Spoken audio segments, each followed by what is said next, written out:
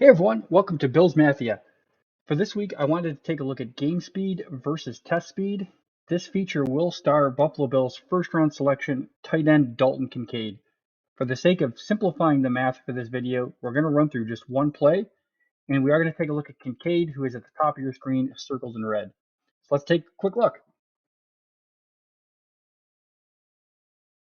Now, of course, I want to start off with something exciting to get us hyped for the upcoming season. So here we go with a touchdown from Kincaid. We talk about game speed. One of the things that should come to mind is the idea of miles per hour. And unfortunately, one of the most dreaded phrases in the English language is word problems. So I'm going to take a quick break into the Bills Mathia segment just to give probably my number one tip when it comes to word problems in math. Often, if you can translate the words into math English to regular English, you'll have a lot easier time.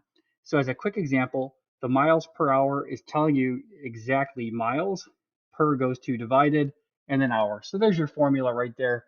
A lot of word problems do work out to be the exact same kind of concept there. Now, in order for us to calculate this, we're going to need some distance. We're going to need time. Let's start with the distance.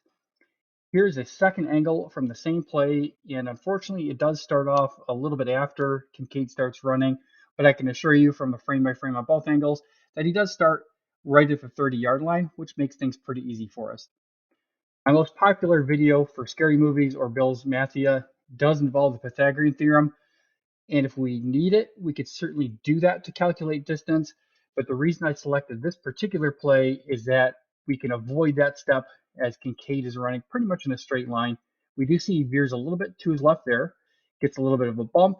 He's still drifting slightly to his left there. You see a little tug. We're going to talk about that in a little bit. But overall, this is pretty much a straight line play. And for our final calculation of the distance, he's about halfway through the end zone, which is 10 yards, 5 yards in from the 30. That does give us a distance of 35 yards.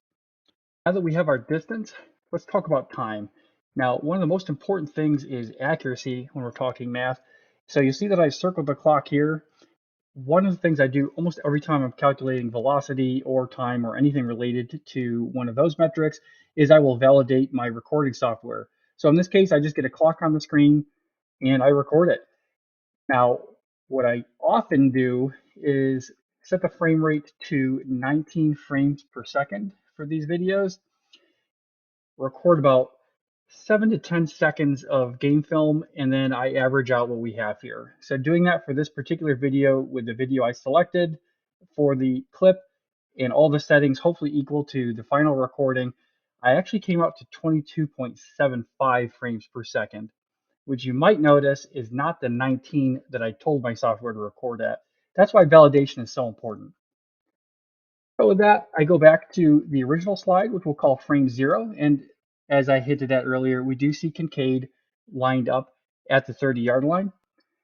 And then we go to the catch point, which is frame 103. That gives us 4.53 seconds.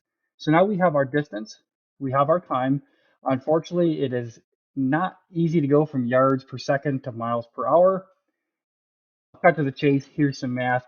It is 0.019886 miles or 0.001258 hours, or for what we really want to get at, 15.81 miles per hour. And I do want to note that this is an average. Obviously, those first few yards, he's accelerating.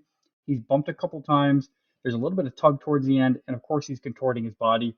So there is some speeding up and slowing down as we go through this. So let's talk about what we wanted to in the first slide, which is game speed versus test speed. And specifically, when Dalton Kincaid was preparing for the draft, he was clocked in with his 40 time of 4.7 seconds, which we see down here at the bottom. And up top, I have what we calculated before, which is 35 yards in 4.53 seconds. And what we want to do is compare apples to apples. So if I were to extrapolate what his time would have been for this in actual game film, we have this here. He probably would have completed the 40. Back of the end zone would have been that marker there in about 5.18 seconds. So what we're getting here is the game speed, even though this looks like he's sprinting, is significantly slower than he ran in the 40. And again, that's completely understandable. He gets bumped, he gets tugged, He's contorting. This is exactly what you'd expect to see. But it's not incredibly far out of whack. So the good news here for Buffalo Bills fans is Kincaid probably will be able to maintain his speed through a little bit of contact or a little bit of change of direction with his body, which is exactly what you want from this type of offensive weapon. All right, that's all I got for you today. Don't forget to like, subscribe, buy me lavish gifts, and of course, check out BuffaloRumblings.com.